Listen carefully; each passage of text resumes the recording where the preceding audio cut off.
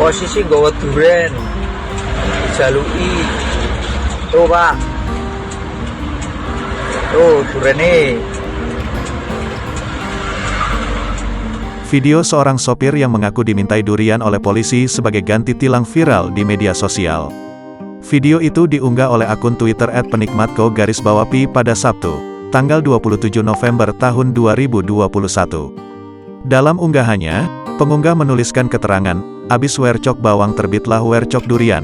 Video yang direkam oleh si sopir truk itu mengatakan jika ia dimintai durian oleh seorang oknum Polantas.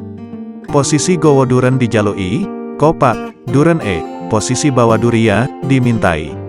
Itu duriannya, posisi saya bawa durian tapi dimintain, nggak ditilang, nggak diapain, ucap si sopir sambil memvideokan polisi dari spion. Di spion itu terlihat rekan dari perekam video memanjat bak truk untuk mengambil durian. Setelah diambilkan, oknum petugas itu pergi. Lalu kenek truk kembali ke atas untuk mengencangkan penutup bak. Video ini pun langsung mendapat banyak komentar dari para netizen.